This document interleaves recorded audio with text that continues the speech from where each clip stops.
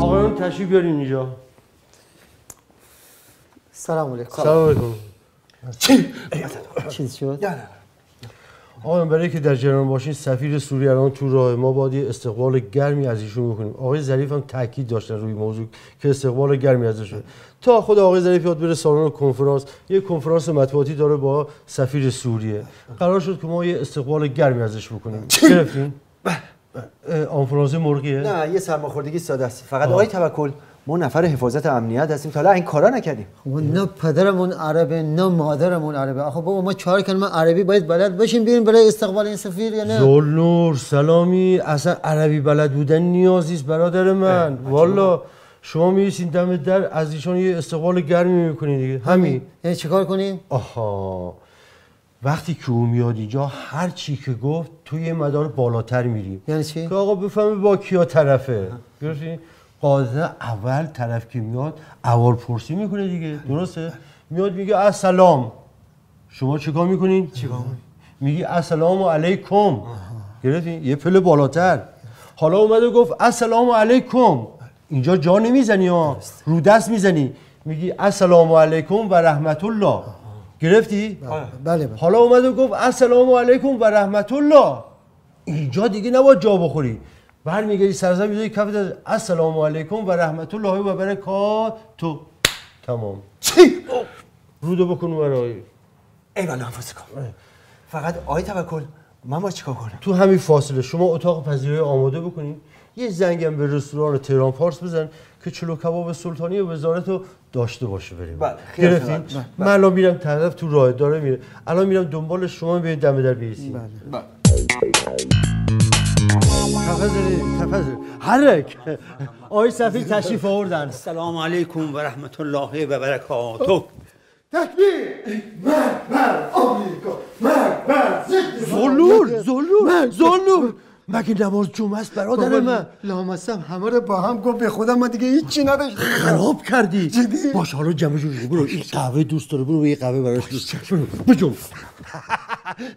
مشکل جماعت جمهوری اسلامیه. تفضل. آقای سفیر تشریف آوردن. نکن. سر و پمپو بگیر او و لامصبو. عفوا. خراب کردی. برو پشت صندلی بیست. تفضل اینی ما بگیم. جماعت ملالی. تفضل. تفضل. آگاد.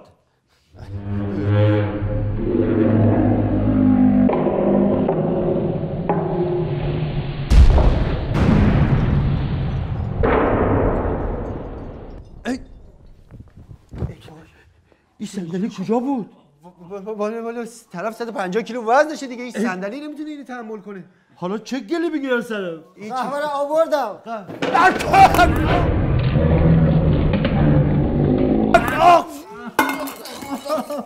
چیکار کردی؟ وای. چی شد؟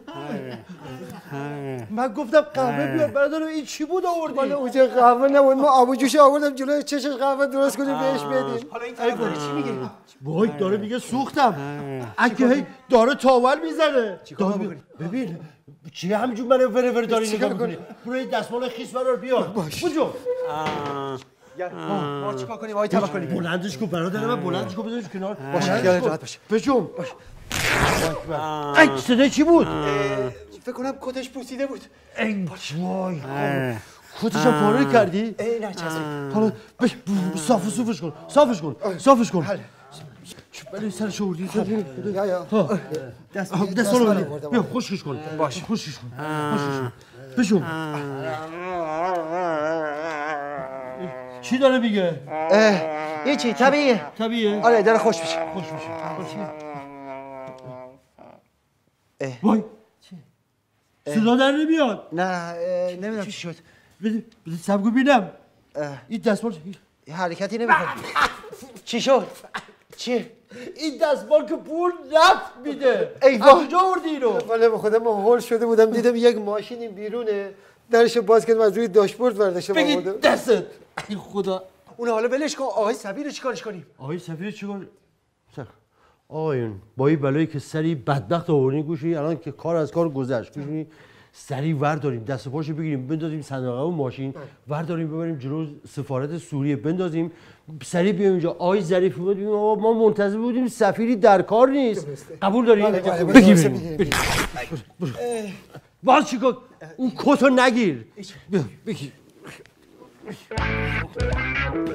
خیسم شد